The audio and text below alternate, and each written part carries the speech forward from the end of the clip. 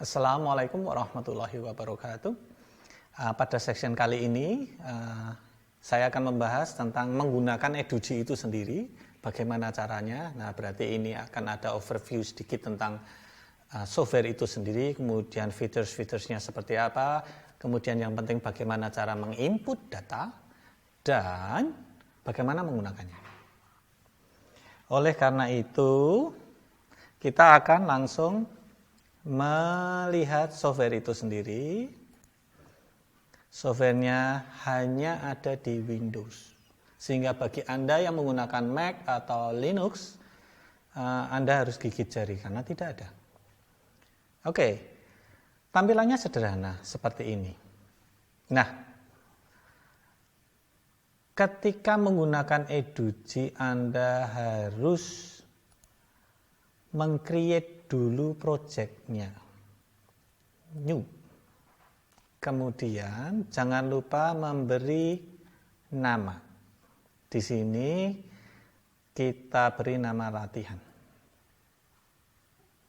Kemudian kita klik open, muncullah seperti ini. Mari kita sedikit melihat. Di sini adalah title. Di title ini title data saja, jadi Anda bisa memberi nama apa saja. Kemudian ini adalah facet.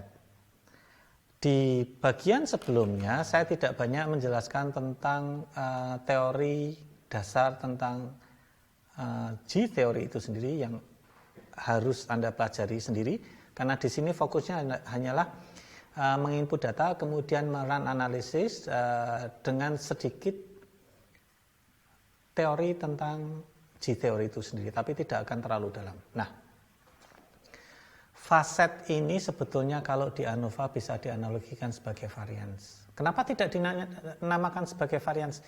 Karena pembuat software ini paham.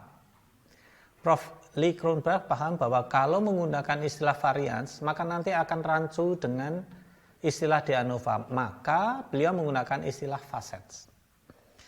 Nah, facet di sini sebetulnya seperti di ANOVA juga ada berapa variance yang ada di sini. Di sini akan terlihat kan bahwa ada facet. Kemudian di sini label, kemudian level, universe atau tidak. Kemudian ini untuk mengimport data, kemudian ini hasil outputnya akan seperti apa, dan kemudian komputasinya seperti ini. Saya akan memulai dari file yang sudah saya persiapkan, sehingga open.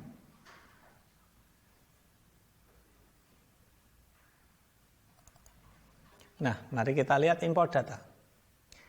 Seperti diketahui, kita sudah punya hasil ekspor data dari Excel tadi, kemudian kita import. Importnya menggunakan ini. Import bisa menggunakan sum of square dari ANOVA, atau bisa menggunakan file raw data. Nah, kita punyanya raw data, maka kita klik import. Bentuknya harus txt kan? Saya sudah tandai datanya adalah ini, long data, 3 circuit, open. Jika datanya benar, maka akan keluar komentar seperti ini. Ada nilai minimum 21, nilai maksimum 85, dan kita klik OK. Oke. Nah, jika data tersebut sudah masuk dan benar, tadi kalau jumlah datanya salah, dia akan komentar jumlah datamu keliru, tidak bisa continue.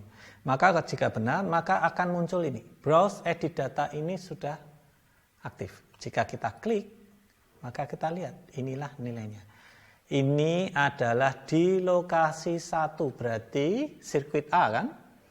Di sini student-nya, student nomor 1 sampai student 1 di station 1, 2, 3, 4, 5, 6, 10.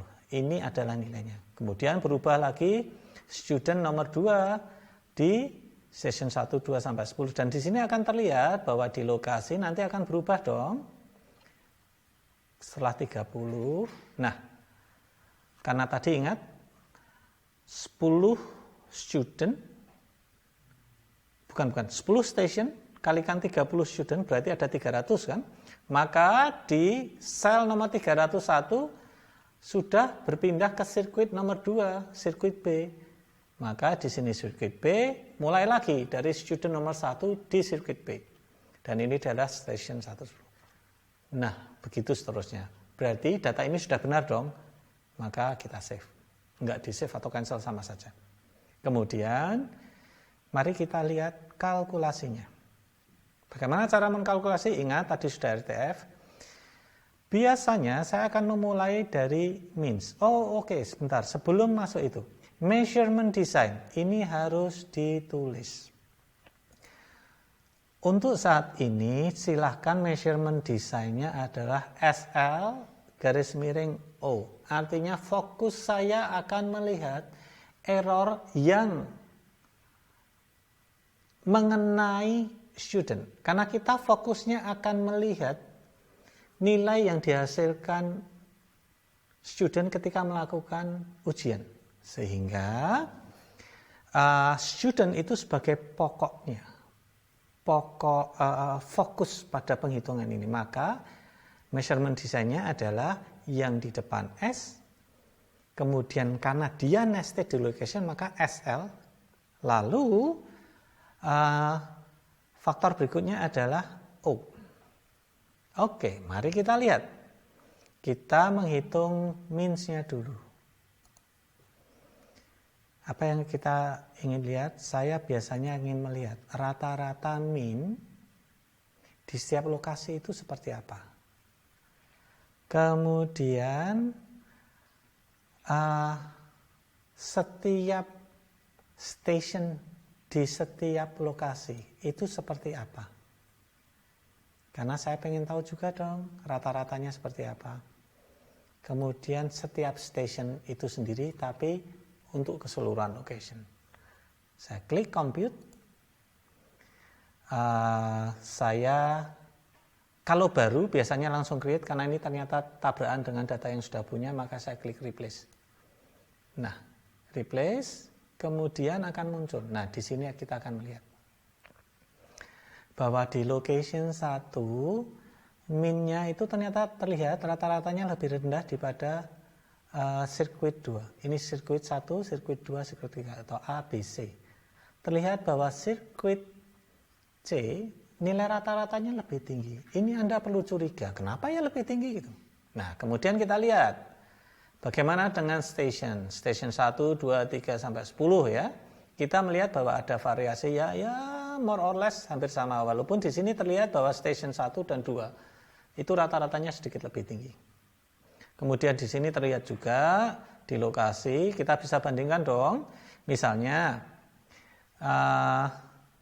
ini ya, ada 1. Kemudian station 1 dan ini station 1 di 3 sirkuit yang berbeda. Anda akan melihat bahwa ada sedikit perbedaan antara sirkuit A, B, dan C. Di sini terlihat bahwa di sirkuit C rata-ratanya sedikit lebih tinggi dibandingkan sirkuit A dan B. Ini Anda harus sedikit curiga bahwa ada kemungkinan faktor yang berpengaruh di penilaian pada sirkuit tersebut. Mari kita lakukan komputasi berikutnya.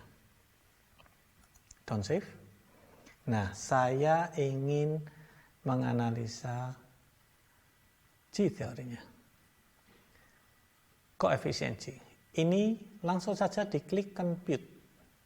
Jika diklik compute, jangan diklik replace. Kalau di replace nanti dokumen yang tadi min-nya akan hilang. Maka klik add. Jika diklik add, maka tada, keluar. Di bawahnya min tadi maka terlihat hitungannya. Nah, mari kita lihat di sini. Di sini terlihat bahwa desain atau setting di E to G-nya bisa terlihat bahwa ada location, facetnya, ada student, ada station. Di mana students itu nested di bawah location. Terlihat ini hitungannya. Kemudian Anda tentu familiar dengan ANOVA, Analysis of Variance. Ini adalah tabel ANOVA. Nah, ini yang penting. Hasil outputnya adalah ini G table atau G analisisnya. Dia menghitung source of variance atau error yang terjadi di ujian OC itu. Di sini terlihat bahwa outputnya kita bisa melihat bahwa G relatifnya 0,77 atau terdapat 23% error. Nah, di bagian berikutnya nanti kita akan menjelaskan bagaimana cara menginterpretasikan 0,77 ini dan error mana yang harus kita perhatikan untuk perbaikan ujian berikutnya. Sekian, terima kasih.